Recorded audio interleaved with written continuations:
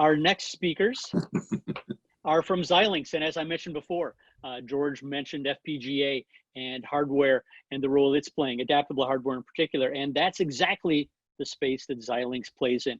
So let me introduce Aaron Behman, who's the Director of Video Product Marketing for Xilinx, and Sean Gardner, who's the Marketing Manager for Video Acceleration for Xilinx. And so let's just start out by asking the question, how is Xilinx playing in the video streaming media industry? Sure. Well, I'll go ahead and start off and take that question. So Xilinx has really been, 36 years now, focused on supporting workloads that are very low latency and very high throughput. And certainly that is video. And we have a long-standing heritage supporting baseband video processing in the broadcast industry. We've built a very nice business in that space. Both Sean and I have worked in that area for a number of years. We now are a part of a data center group within Xilinx. It's a newly formed business entity that is really going up the stack, right? So FPGAs traditionally have been pretty hard to address. You've got to be a wizard and know specific programming languages. And Xilinx has built and released a series of accelerators called Alveo. These Alveo accelerators are PCI Express form factors that can get integrated into any standard server. And Xilinx is now supporting a lot of live video streaming workloads. So really, again, our focus is in live video streaming. We've been supporting customers in a number of areas, such as esports. We've made public announcement around our collaboration with Twitch as an example in the esports space. And how exactly does adaptable hardware help in video streaming?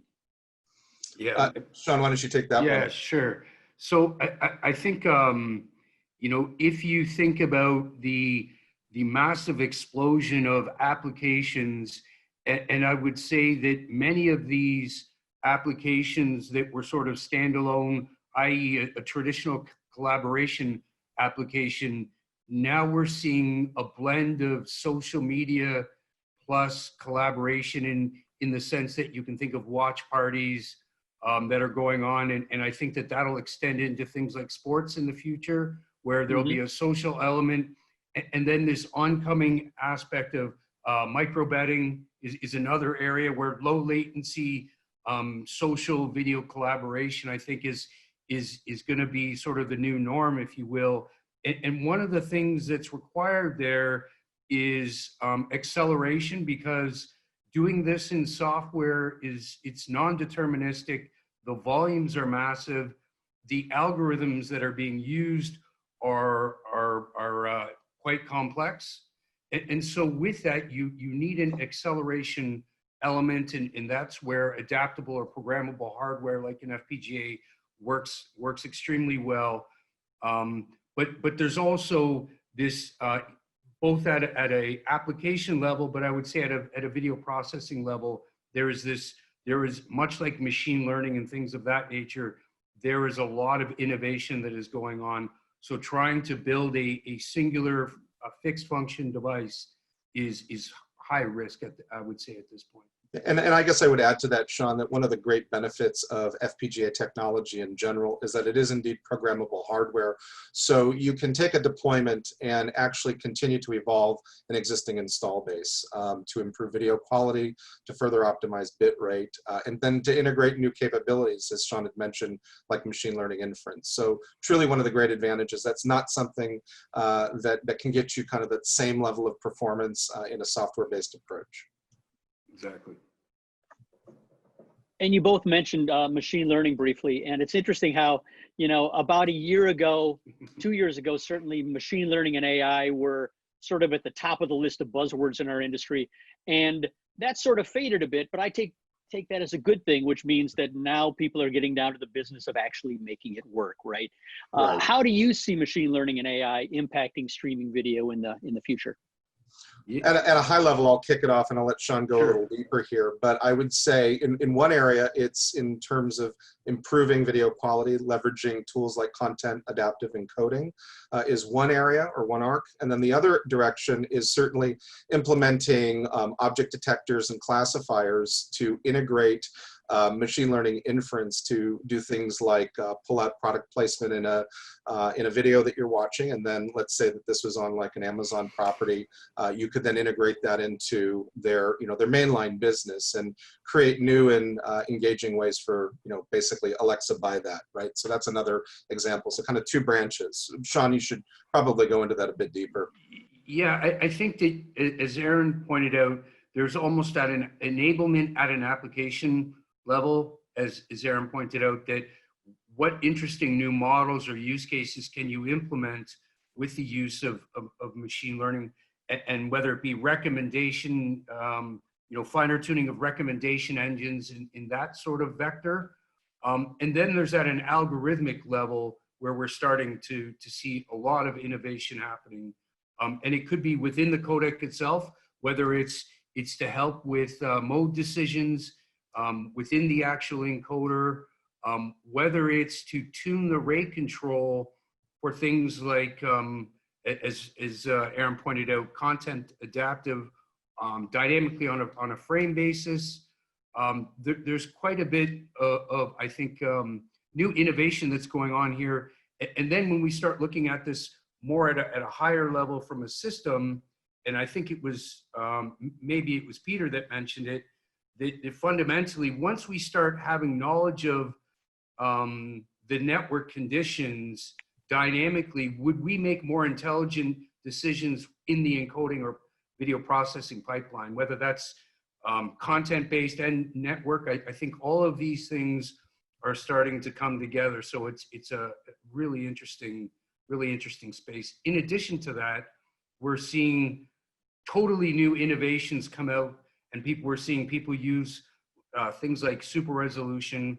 And I know that even within the standards within AV1, super resolution is certainly an element. And then guys like vNova are also adding things like machine learning inside the codecs that they've been working on as well. We actually have a relevant question from the audience right now about machine learning and AI. So I'm going to turn to that briefly. Nadine Krefitz, who actually writes for Streaming Media and has written about ML and AI, is asking, what are you seeing are the most popular uses for machine learning? And this is perhaps the flip side of the same question.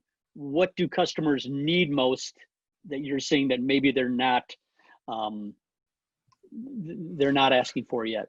Well, yeah, I'd say what's most acute is being able to apply these techniques to minimize bandwidth costs, right? At the end of the day, bandwidth is absolutely the largest item on a streaming provider's income statement, and figuring out ways that we can help improve that, again through techniques like content adaptive encoding, are certainly areas that we're heavily researching and looking to implement in our solutions. Beyond that, we have a whole other group not just focused on video streaming, but also video, what we call video plus ML, or video analytics. And in this case, this is enabling a lot more interactivity in content. So as I had described, customers are looking for ways to engage their audiences much the way that they would in a physical space. And so you're going to need to build out these foundations and these frameworks to support AI to create truly engaging experiences that delight customers. So our focus is really on how do we help reduce costs with our customers. So content adaptive encoding helps that from a bandwidth perspective. And then how do we help our customers delight their customers by creating richer and more engaging experiences. Well said. Terrific. Yeah, absolutely. It's now, of course, it's impossible to escape the effect of COVID-19 on everything, really. Sure. But in particular, each of our panelists have discussed it at some point today. But how have you seen, or what are the most significant impacts you've seen COVID-19 have on streaming video, both in the last couple of months and perhaps as long-term changes that will affect how we do business, how consumers operate, how video is streamed? Sean, I'll let you take that one. I mean, you can Sure. talk about some of the ISVs we've been working with and how this has been challenging their business. Yeah, I think everyone is, I think there seems to be agreement across the board here that we all are feeling that there has suddenly become a real sense of urgency in the market to do a number of things. Some of them are a result of loss of revenue, say in the case of sporting or live events.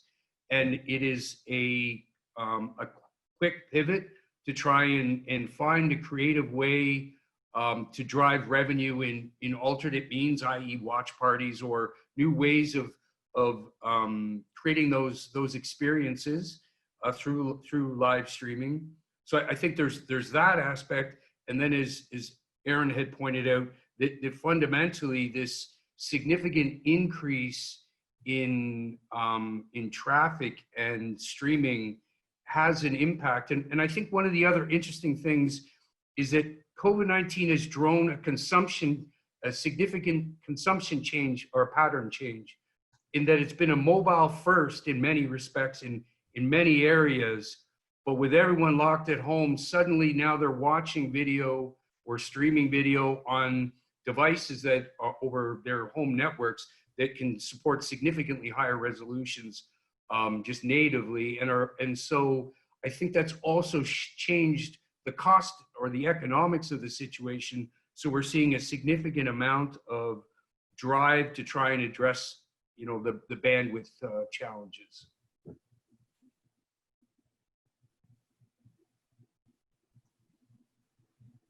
I think you're on mute, Eric. Yes, I was on mute. Yes, I was like, what's going on? I made it through the whole day yesterday without doing that. But I thought I had audio problems there for a second. I was like, is it me? No, but that's the first time someone has pointed out that people are not watching as much video on mobile as they typically do, and that's got huge impacts for the industry, and might also explain one of the reasons why Quibi had some difficulty when they launched. Yeah. Last question. It's a geeky one, but our audience always includes a lot of geeks. There's so many emerging standards out there, whether it's codec standards, whether it's protocols, CMAF, IMF, all the new MPEG codecs. Which ones of these emerging standards do you think are going to lead us into the future? Well, I'll tell you where Xilinx is placing its bets and putting its focus. So certainly we need to continue on with ITU MPEG-based codecs. So we will double down on the likes of BBC or H.266. That's a given, right? We'll make that commitment as we build out our competence there. And I should say that Xilinx has become or has developed a much stronger competence in the video encoding space with its acquisition of NG Codec last year. But one area that is really very interesting to us, where we're really diving in pretty deep, is LCEVC, or MPEG 5 Part 2, which is, I believe, now draft standard. And we've been really looking at how we can integrate that technology to help us essentially get more bandwidth down existing infrastructure. And then going forward, looking at how we integrate that to support even greater resolutions in the future. Sean, I'm sure you've got, we've talked about content adaptive encoding, but Sean, I'm sure you've got other items that are on your list. I would say that we talked about adaptability. That is near and dear to our hearts. So, but certainly AV1, we are big proponents and are part of the Alliance for Open Media. So we do certainly believe in that. Things like SRT, we feel as being an open standard is definitely gaining traction, and so we are definitely taking an interest there. But yeah, Xilinx is adaptable, and we're playing active roles in network, compute, and storage. So these are areas where that have an impact to the live streaming market, and so we are working in all of those areas, doing innovative and interesting things. So we'd love to share those with anyone who might be interested in having a discussion.